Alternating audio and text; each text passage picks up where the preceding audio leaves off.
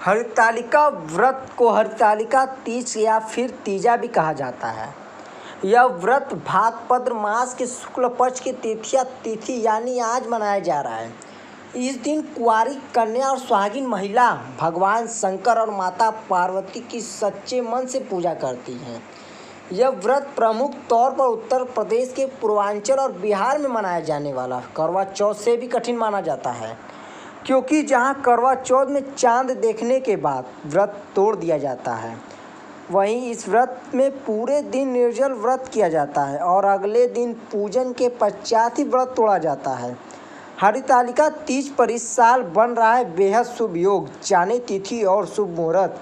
हरितालिका तीज का महत्व मान्यता है सौभाग्यवती महिला अपने सुहाग को अखंड बनाने रखने व कुंवारी युवती अपने इच्छित वर पति को पाने के लिए यह व्रत करती हैं। ऐसा माना जाता है कि सबसे पहले यह व्रत माता पार्वती ने सबसे भगवान शिव को पति के रूप में प्राप्त करने के लिए रखा था।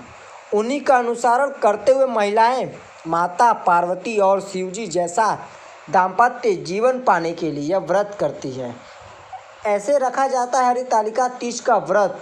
इस दिन व्रत करने वाली सुहागिन स्त्रियां सूर्यदेव से पूरी उठ जाती हैं और स्नान ध्यान करके पूरा श्रृंगार करती हैं।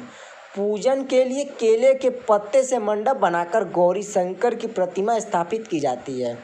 इसके साथ पार्वती जी को सुहाग का सारा सामान चढ़ाया जाता है। रात में भजन कीर्तन करते हुए जागरण कर 3 बार आरती की जाती है और शिव पार्वती विवाह की कथा सुनी जाती है। सर्दी खांसी के अक्सर परेशान रहते हैं इन राशियों के लोग, ऐसे रखे खास ख्याल।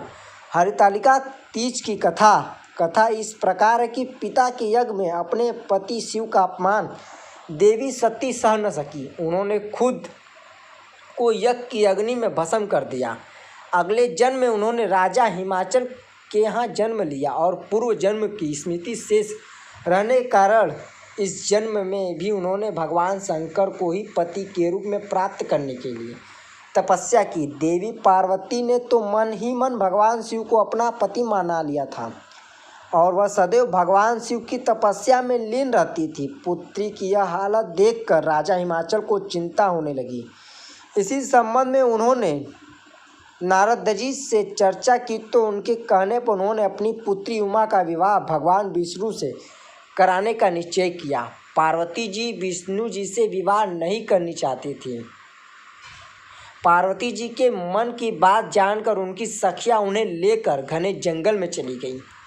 इस तरह सखिया द्वारा उनका हरण कर लेने की वजह से इस व्रत का नाम हरितालिका व्रत पड़ा।